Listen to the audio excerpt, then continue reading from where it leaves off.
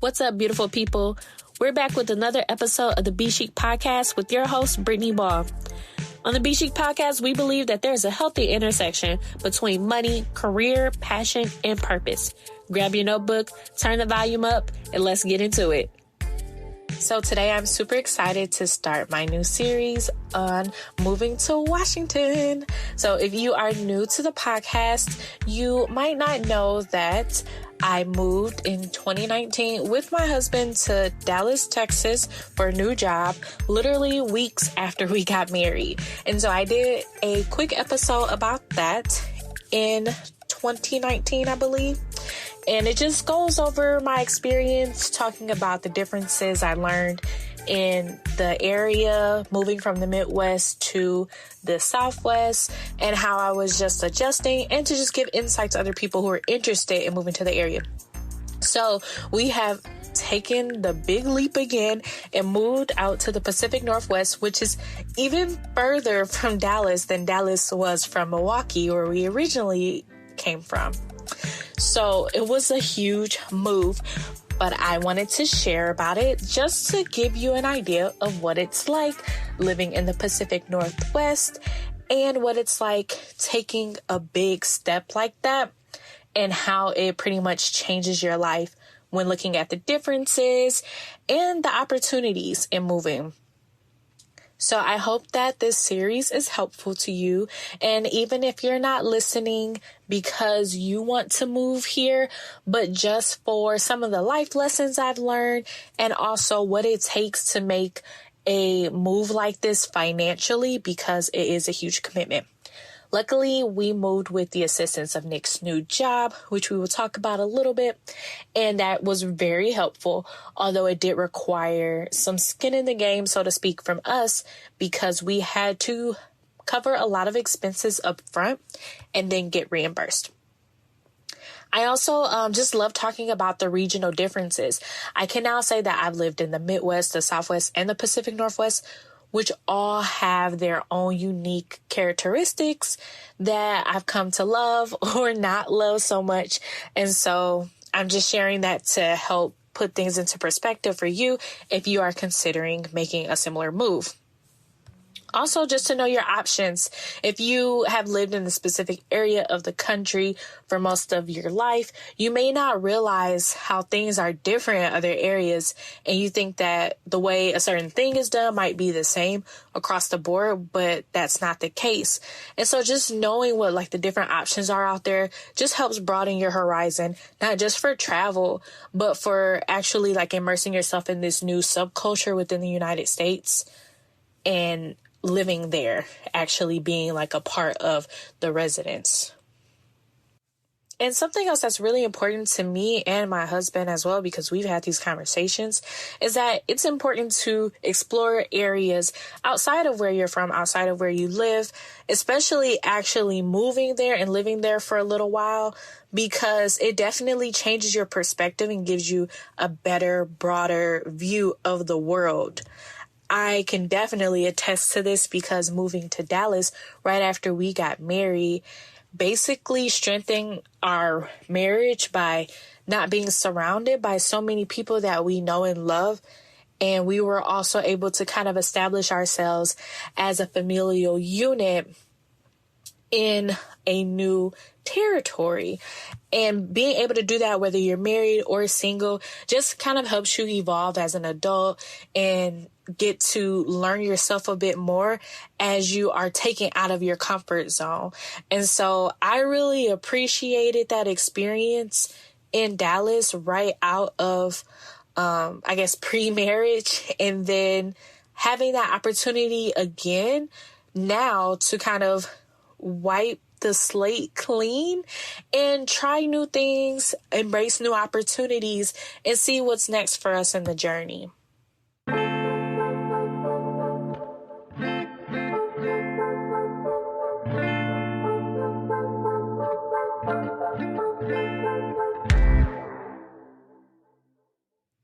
So I'm going to wind it all the way back to 2021. And this is pretty much where the journey began. we decided to sell our home, and I talked about this before, so I won't go into too much detail, but we decided to sell our home in 2021 when we noticed that there was a huge opportunity in the market, and we were kind of itching to look at other areas. Not because we're just these wanderlust nomads, but because we already knew that Nick wanted to find a different industry that he wanted to work in, and he knew that that would probably take us to a different part of the country, whether it was the South, the Southeast, the Northeast, the Pacific Northwest, the another place in the Southwest. Like, he knew that we would be moving, and I realized that as well. And so we decided to take advantage of the market and sell our home and then go into renting so that we could be more flexible and we could take advantage of a shorter timeline if we needed to move across the country. So in a hot market or not, you just never know how long your home will take to sell because of each transaction being unique to the buyer and the seller. So depending on how long it takes to figure out concessions, any contingencies, basically any like negotiation parts of the contract, plus going through escrow and the lender doing their parts of the process to make sure that the mortgage will get funded for the buyer. It could take 30 days, it could take 60 days, it could take 90 days. And it was just like so much that was riding on that we didn't want to be caught in that situation if Nick found a job halfway across the country and they wanted him to start within 4 weeks. We knew that wasn't going to be as viable of an option with a home. We also considered renting our home and still having that property, but we opted for the former. We rather rent something that, I don't know, fit some other criteria that this home did not. But it was a great experience. We can say that we successfully owned a home at one point, and we will again. So we're not tied to that. We're not lamenting that situation at all. And then also, it was a great opportunity for us to take advantage of me working remotely. So I actually switched jobs in October 2021. And I don't think I've mentioned this earlier on the podcast, but I still have a full-time 9-to-5 job. And my company, who I worked for from 2017 to 2019, actually reached out to me and said, hey, would you be interested in coming back to the company remotely? And I thought it was a funny full circle moment, because when I left in 2019, simply because we were moving, they did not extend me the offer to stay with the company remotely. But after the experiences of COVID, that became a more feasible option for the company now that they were forced to do that more regularly. And so making that shift in my career made it a little bit easier for us to decide to move now, because I was not going to have to start from square one with my career again. I wasn't going to have to quit my job, spend time finding potential jobs, applying to them, waiting to hear back, interviewing, and then actually starting. So as we know, that can be a very long process. And with so many jobs having remote and hybrid opportunities, which I would want to have, it is very competitive. So again, an even longer process leading into that.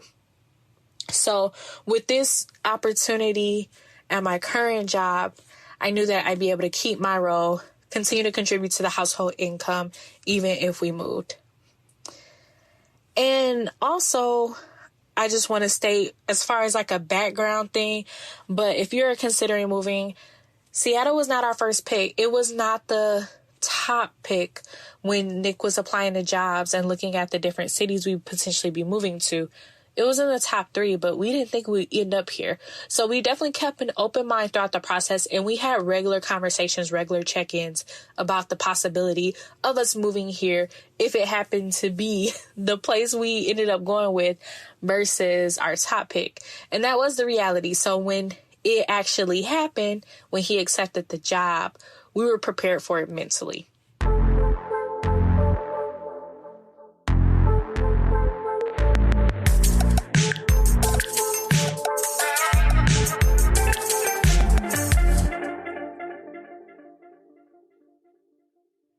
This next part is kind of weird because I didn't really notice some of the things that I was doing until after we had already moved. A lot of this was retroactive, but we lived in the DFW for about 3 years, almost exactly 3 years. We tend to make our moves in the summer, I guess.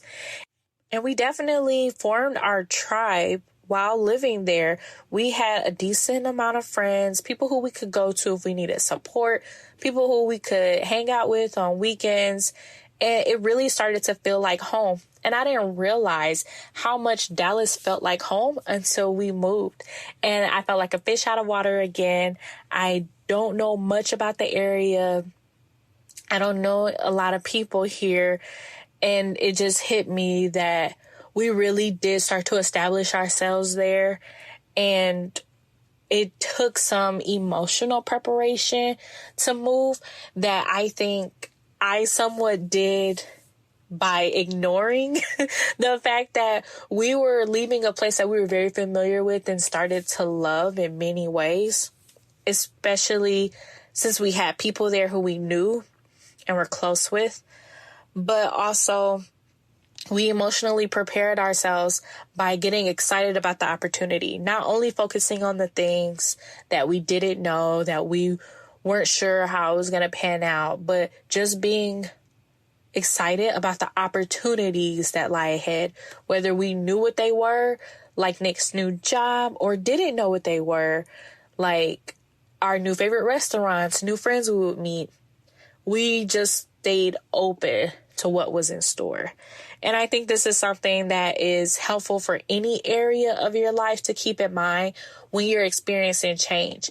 And I cannot take credit for this comment or this thought process because I definitely had to work with my therapist on this about not getting scared about the change, because there was an opportunity in the situation to grow and to have fun and to learn new things and meet new people.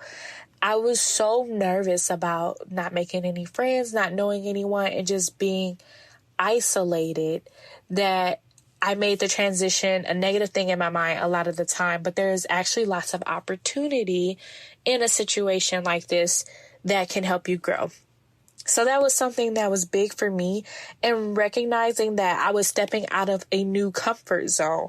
Although I wasn't moving from my hometown like before, I did create a comfort zone with the friends that I had made, the places that I knew, and the things that I frequently did. That was my new comfort zone for the last 3 years. And here I was stepping out of that again to hopefully be in a better place in my personal development and my relationship, and then also just my view on life because I'm experiencing a new area. So that is the background of the series that we'll be going into. I'm not exactly sure how long it'll be, but I'm assuming about 3, 4, 5 episodes.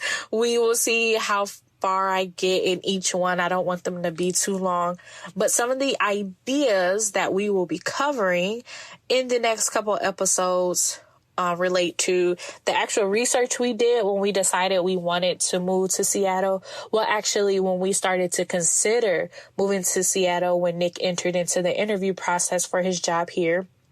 And then the move itself. So we were fortunate to be moved by his company, but there were so many logistics that went into that I want to share in case you end up in a similar situation, or you just want to know what are things that you should be aware of when moving out of state. Also, this is probably the biggest topic that everyone researches when moving, is the change in the cost of living and the housing market, whether you plan on renting or buying.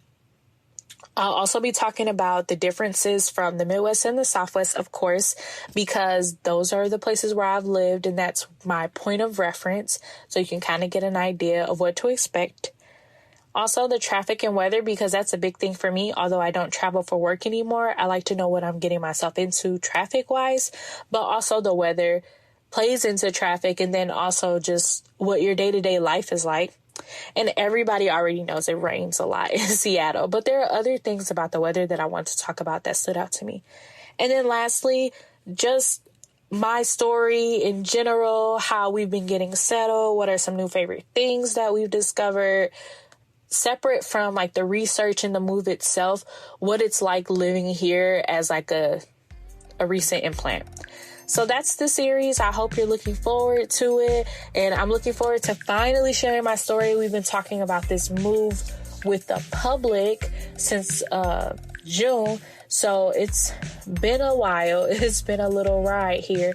And I thought I'd actually share some details now. All right, beautiful people, that's it for the podcast today. Now, you know I can't let you go without doing some housekeeping. This is like the collection plate time at church when they're reading the announcements. Make sure that you are subscribed to this podcast so that you get notifications for every episode that comes out each week.